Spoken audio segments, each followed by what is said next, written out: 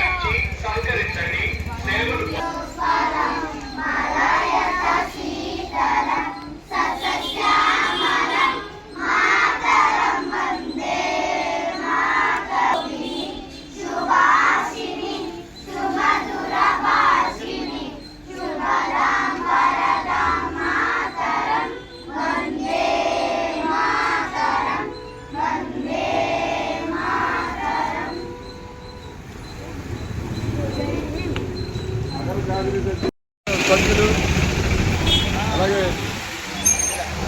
మడగల దుర్గ గారు, అలాగే బర్రె సుబ్రహ్మణ్యం గారు, ఉన్నటువంటి సభ్యులు పెద్దలు అందరూ కూడా ఈ అంబేద్కర్ యువజన సంఘం కమిటీ సభ్యులందరూ కూడా జిల్లా హాజరవడం జరిగింది. ఇక్కడ బత్తిని సుబ్బారావు విగ్రహానికి అలాగే అంబేద్కర్ విగ్రహానికి దండలేసి పిల్లలందరికీ కూడా పుస్తకాలు, పెన్నులు, స్వీట్లు అన్నీ కూడా పంచిపెట్టడం జరిగింది.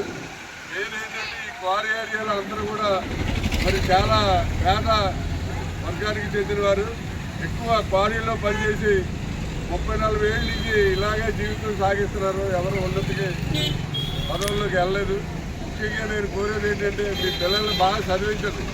ఎందుకంటే ఒక కుటుంబంలో ఒక డాక్టర్, ఇంజనీర్ అయితే ఆ కుటుంబం అంతా కూడా అభివృద్ధి చెందే అవకాశం ఉంటుంది. కాబట్టి మీ పిల్లల్ని డాక్టర్ కానీ ఇంజనీర్ కానీ చదవాలని ఒక టార్గెట్ పెట్టుకుని చదివించండి. ఎందుకంటే మీకు డబ్బు ఏం ఖర్చు అవుతుందో రాజశేఖర రెడ్డి గారు ఫీజు రియంబర్స్మెంట్ పెట్టాడు. దానివల్ల డబ్బు ఖర్చు లేకుండా మీ పిల్లల్ని డాక్టర్, ఇంజనీర్ చదివించండి. గురించి మీ పిల్లల్ని చదివించడానికి ప్రయత్నం చేయండి. ఈ క్వారీ ఏరియాలో ఎవరికి ఏ అవసరం వచ్చినా సరే అన్ని విధాలుగా నేను అండదండగా ఉంటానని చెప్పి ఈ సందర్భంగా తెలియజేస్తాను.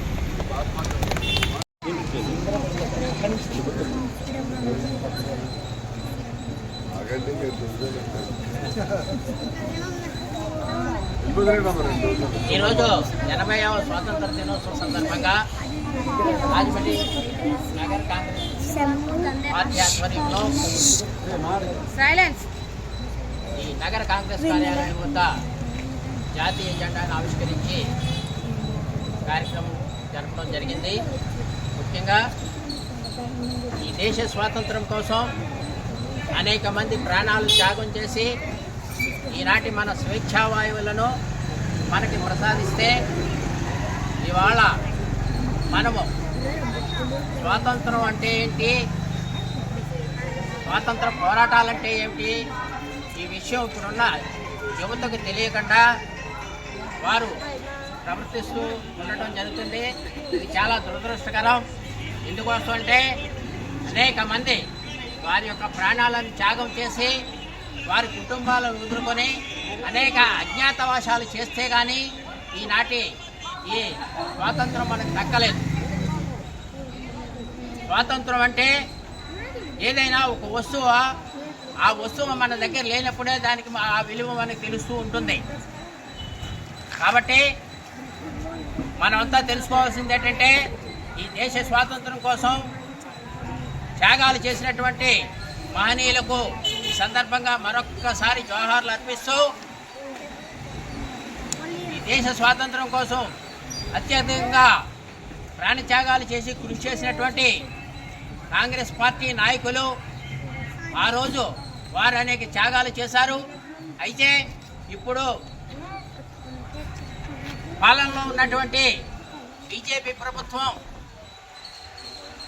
నిర్లజ్జగా నిస్సిగ్గుగా మతతత్వాన్ని ప్రోత్సహిస్తూ ప్రజల్లో అనైక్యత తీసుకొస్తూ ప్రజలను మత ప్రాతిపదిక మీద కుల ప్రాతిపదిక మీద విడదీస్తూ వారి పాలన సాగిస్తున్నారు. అందుకు ఉదాహరణ 2 రోజుల క్రితం మా అఖిల భారత కాంగ్రెస్ అధ్యక్షులైనటువంటి శ్రీ మల్లికార్జున ఖర్గే గారు వారి యొక్క సమూహంతో రామ్లీలా మైదానంలో ఒక అంశంపై ఒక ర్యాలీ నిర్వహిస్తే వారి ర్యాలీ అయిన తర్వాత మల్లికార్జున ఖర్గే గారు దళితుడైనందువల్ల ఆ కార్యక్రమం అయిన వెంటనే ఆ ప్రదేశాన్ని శుద్ధి అనే పేరుతో బీజేపీ వారు ఆర్ఎస్ఎస్ వారు శుద్ధి చేయడం జరిగింది. ఆనాడు దళితుల కోసం దళిత రక్షణ కోసం అంటరానితనాన్ని నిర్మూలించడం కోసం మహాత్మా గాంధీ ప్రయత్నించి అనేక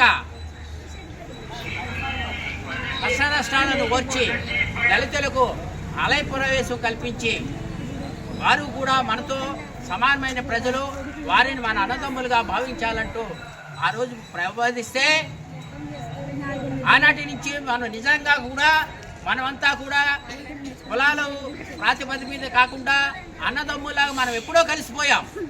కానీ ఇప్పుడు వారు బీజేపీ వారు రాజకీయ లబ్ధి కొరకు మనల్ని విడదీస్తూ వారు ఈ రకంగా ప్రవర్తిస్తున్నారు.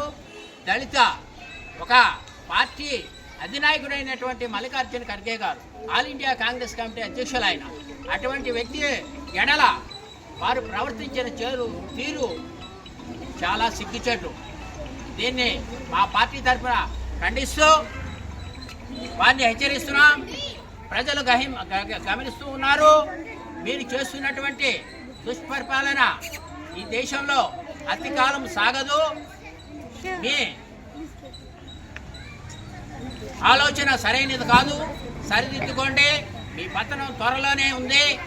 మరల ప్రజలు ఇవన్నీ గమనించి సరైన బుద్ధి చెప్తారని తెలియజేసుకుంటూ, సోదరులారా మనమంతా ఒకటే. మన దగ్గర విభేదం కల్పించడానికే రాజకీయ లబ్ధి కోసం వీళ్ళందరూ ప్రయత్నిస్తున్నారు. దీన్ని గ్రహించి మీరందరూ అప్రమత్తమై ముందుకు వెళ్లాల్సిన అవసరం ఎంతైనా ఉందని తెలియజేసుకుంటూ సెలవు తీసుకుంటున్నాను. Thank you.